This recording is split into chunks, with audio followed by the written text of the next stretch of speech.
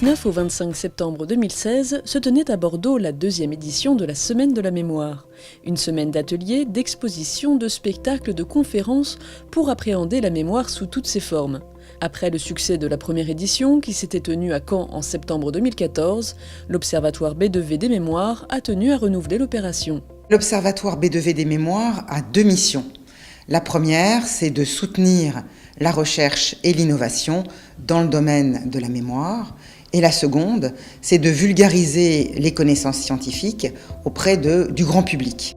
La Semaine de la Mémoire répond pleinement à cet objectif de vulgarisation du savoir. Les membres du conseil scientifique de l'Observatoire B2V des Mémoires et une trentaine d'intervenants ont ainsi pu aller à la rencontre du public au cours des 19 conférences programmées. La Semaine de la Mémoire, ça m'inspire, c'est une fête. C'est une fête de pouvoir partager des connaissances et parce qu'on va tous apprendre des choses.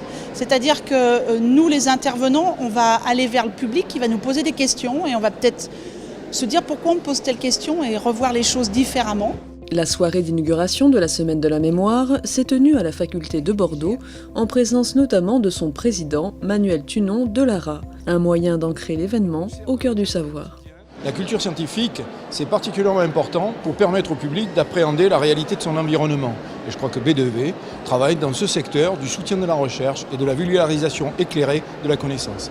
Parmi les thématiques abordées, la maladie d'Alzheimer. Alors la Semaine de la Mémoire a lieu dans la semaine qui comprend le 21 septembre, qui est la journée mondiale maladie d'Alzheimer.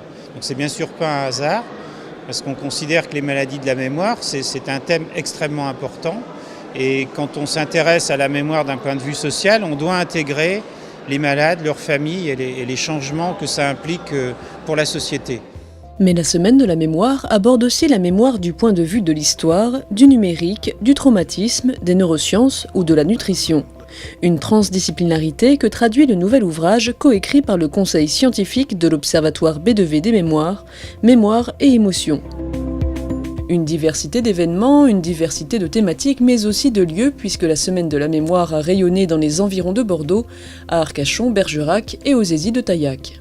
Et on y tient effectivement beaucoup pour essayer de rassembler des publics très diversifiés, que ce soit des élèves de collège, que ce soit des élèves de lycée, beaucoup d'étudiants et des personnes de tous les âges, puisqu'il y a également beaucoup de particuliers et des scientifiques qui viennent également assister à ces conférences et à ces ateliers. Point d'orgue de la semaine, la participation du neurologue et psychiatre Boris Cyrulnik à la conférence Mémoire et traumatisme.